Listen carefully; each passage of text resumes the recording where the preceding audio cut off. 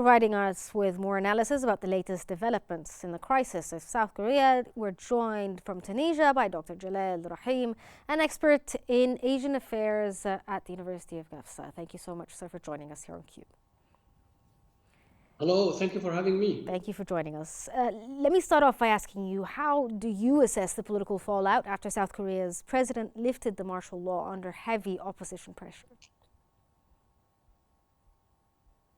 Well, the political fallouts are disastrous for not only for President Yoon himself, for his family, but also for the history and reputation of South Korea. Hard-won reputation of mature and stable democracy for almost half a century, since 1980. And now this hard-won reputation has been broken, has got a hard hit from an amateur, inexperienced and a cornered lame duck president who made an uncalculated adventure, and he ended up in such a fiasco and such an embarrassing fiasco that could take him to not only out of the Blue House from the presidency, but also could easily take him to the prison. Well, you talked a bit about the idea of this being a fiasco, but what does the president's decision reveal about South Korea's democratic resilience in the face of such a crisis? Indeed, that is something to be saluted. That is something to be highlighted.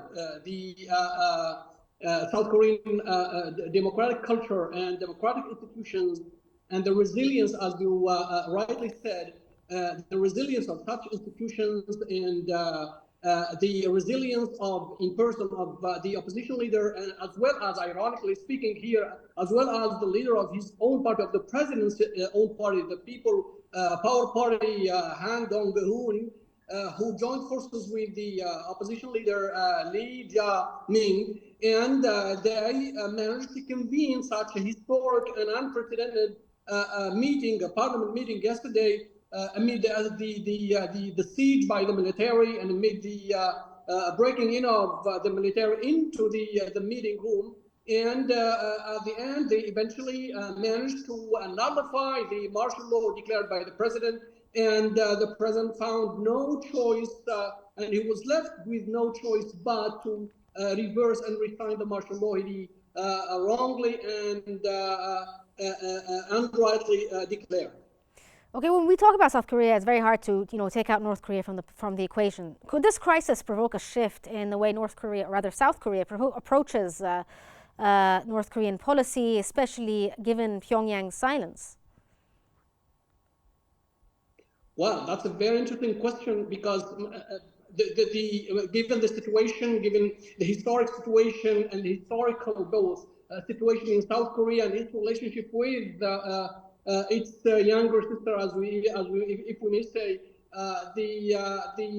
the dynamics of a relationship between South and North Korea, the dialectical relationship between the two countries, the precarious situation between the two neighbors, the presence of almost 30,000 U.S. troops stationed in South Korea for almost 70 years now.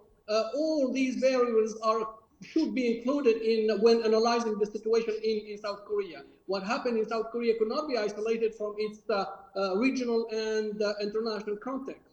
So now, ironically speaking, we could hear news from and viewpoints coming from North Korea testifying to the quote unquote to the right side of history North Korea has been in terms of political stability. And they are saying that, look, democracy is failing in South Korea, and look at here in North Korea, we don't have these political turmoils, we don't have these either constitutional or military coups. So it's ironical, but the situation in South Korea invites such ironical comments from North Korea. You talked a bit about the idea of American troops there. With the United States closely monitoring the crisis, how could this affect their diplomatic stance towards South Korea, especially given the number of troops that are already there? it has already affected the situation, either the diplomatic, the military, the political, the economic, the trade, future relations of South Korea, not only with its neighbors, but also not only with its neighbors, with its strategic allies like the United States of America, but also with faraway countries such as United Arab Emirates, where the South Korean minister of, I mean, it was a planned visit by the South Korean Minister of Technology and Economy. This visit is now cancelled. We could see a planned visit by the United States Secretary of Defense, Lloyd, also is now rescheduled. We could see a dive in the value of the South Korean won, currency won. Also, we could see an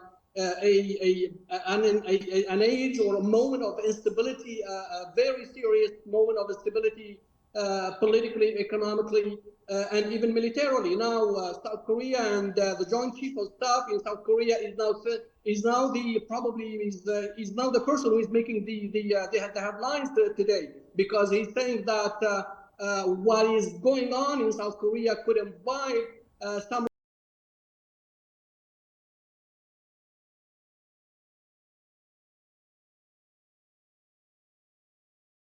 demands in South Korea between the South Korean and American troops, and they are hoping for the best, but they are preparing for the worst. Okay, Dr. Jalal Rahim, an expert in Asian affairs. Thank you so much for joining us from Tunisia, and hopefully we'll get back to you again as the situation develops in South Korea. Thank you so much for joining us.